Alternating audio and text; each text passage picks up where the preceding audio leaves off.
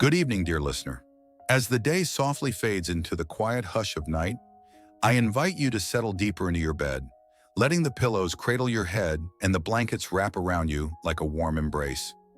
Close your eyes if you like, and breathe slowly, feeling each inhale and exhale carry away the remnants of the day. Tonight, we'll drift together into the serene world of ancient Japan, exploring the gentle leisure of royalty through the tea ceremonies of Japanese emperors. Imagine yourself in a peaceful garden, the air scented with faint blossoms, as we wander through forgotten customs and quiet routines. There's no hurry here, no stirring events, just a calming tale of harmony and simplicity meant to lull your mind toward restful sleep. Let the words flow over you like steam rising from a warm cup, and if slumber calls, allow it to take you gently. Now let's begin our soft journey, back to the imperial courts where tea became a whisper of tranquility. In the heart of ancient Japan, where misty mountains met tranquil seas, the emperors lived lives of quiet elegance, far removed from the bustling world beyond their palace walls. From the early days of the Nara period around the 8th century, through the Heian era and into the Muromachi times of the 14th century, tea was more than a drink. It was a gentle ritual, a moment of leisure woven into the fabric of royal existence. The emperors, seen as divine descendants of the sun goddess Amaterasu, spent their days in harmonious balance, tending to matters of state with a calm hand. But it was in their private hours that the tea ceremony bloomed like a cherry blossom in spring. Picture the imperial residence in Kyoto, its wooden halls polished to a soft sheen, sliding paper screens diffusing the light into a warm glow. The emperor would rise with the dawn's first light, his robes of silk whispering against the tatami mats as he stepped into the garden, where dew clung to the leaves like tiny jewels. Tea first arrived in Japan from China, brought by gentle monks like Saisho and Kukai in the early 9th century, who carried seeds and knowledge across the seas. These holy men planted the first tea bushes in temple gardens, nurturing them with patient care, watching as the leaves unfurled under the soft rain. For the emperors, tea began as a medicinal tonic, sipped in quiet mornings to soothe the body and clear the mind. Emperor Saga in the early 800s was among the first to embrace it, ordering tea plantations in the Uji region, where the soil was rich and the climate mild. Imagine the farmers there, tending rows of green bushes with gentle hands, plucking leaves in the cool air, the distant sound of a stream murmuring nearby. The harvested leaves were steamed, dried, and ground into a fine powder, matcha, stored in delicate jars for the journey to the palace. As centuries passed without rush, the tea ceremony evolved into a refined art, especially under the influence of the Zen philosophy that emphasized simplicity and mindfulness. Emperors like Go-Daigo in the 14th century found solace in these rituals, retreating from court duties to a small tea pavilion nestled in the gardens. These pavilions were modest structures, built with natural materials, bamboo frames, thatched roofs, and earthen walls, to blend seamlessly with the landscape. The entrance was low, requiring even the emperor to bow humbly as he entered, a custom that reminded all of equality in the face of nature's quiet beauty.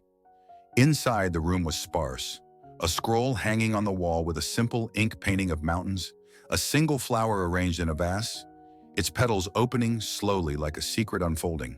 The preparation began with unhurried steps. An attendant, chosen for their graceful demeanor, would light a small charcoal fire in the hearth, the flames crackling softly like a distant whisper.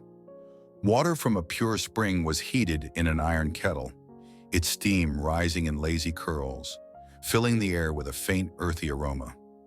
The emperor, seated on a cushion, would watch as the matcha powder was scooped with a bamboo ladle, chashaku, into a ceramic bowl, chawan, crafted by artisans in kilns where clay was shaped with patient turns of the wheel. These bowls were often imperfect, with subtle glazes that caught the light in gentle waves, symbolizing the beauty of wabi-sabi, the acceptance of transience and imperfection. The whisk chasen, made from a single piece of bamboo split into fine tines, was used to froth the tea, the motion rhythmic and soothing, like waves lapping at a shore. Sipping the tea was a moment of pure leisure, the emperor holding the bowl in both hands, turning it slightly to admire its form before bringing it to his lips. The taste was bitter yet refreshing, grounding the mind in the present. Around him, perhaps a few trusted courtiers joined, but the gathering was small and intimate, conversations flowing softly about poetry or the changing seasons. Forgotten customs included the offering of seasonal sweets, wagashi, shaped like leaves or flowers, made from rice flour and sweet bean paste, placed on lacquer trays to complement the tea's flavor. These treats were prepared in the palace kitchens, where cooks kneaded dough with gentle presses, steaming them over low fires that glowed warmly in the dim light. As the day progressed, the ceremony might extend into the afternoon, with the emperor strolling the garden paths afterward, the gravel crunching softly underfoot. The gardens were meticulously tended, with ponds where koi fish swam lazily, their scales shimmering like hidden treasures. Bridges arched over streams, and stone lanterns stood sentinel, their forms weathered by time. Emperors like Ashikaga Yoshimasa in the 15th century elevated the tea ceremony to an art form, influencing the development of Chanoyu, the way of tea, taught by masters like Senno Rikyu. Yoshimasa built the silver pavilion, Ginkaku-ji, as a retreat, where tea rooms overlooked serene landscapes, inviting contemplation. Here the emperor could escape the subtle pressures of rule, finding peace in the ritual's deliberate slowness. Daily life in the imperial court revolved around such quiet pursuits. Mornings might begin with calligraphy, the emperor dipping a brush into ink ground from a stone, drawing characters with flowing strokes that mirrored the tea's preparation.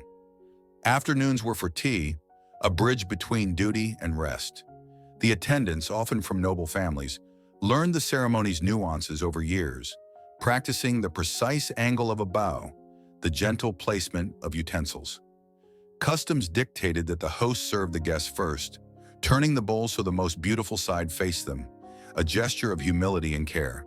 The sound of the kettle humming as it boiled was a signal of readiness, its lid rattling faintly like leaves in a breeze. Forgotten details paint a richer picture. The use of specific woods for the charcoal, chosen for their clean burn and subtle scent, arranged in patterns that evoke natural forms like pine cones. The water was drawn from wells known for their purity, carried in bamboo buckets that swayed gently. In winter, the ceremony moved indoors, with braziers providing warmth, the air filled with the soft crackle of embers.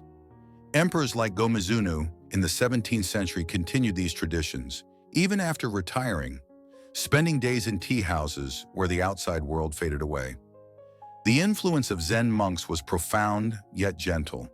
They taught that tea was a path to enlightenment, each step a meditation. The emperor, in his leisure, embodied this, his mind clearing like the surface of a still pond. Court ladies sometimes participated, their kimonos of silk patterned with soft motifs of rivers and blossoms, adding a layer of grace. The ceremony's tools were treasured heirlooms, passed down through generations, each with a story whispered in the family annals. As evening approached, the tea might be followed by poetry reading, haiku composed on the spot about the moon's reflection in the cup. The palace lanterns were lit, their paper shades diffusing a warm light that danced softly on the walls. Night insects chirped in the garden, a lullaby accompanying the emperor's reflections. These moments of leisure were sacred, allowing the ruler to reconnect with the simple joys of existence.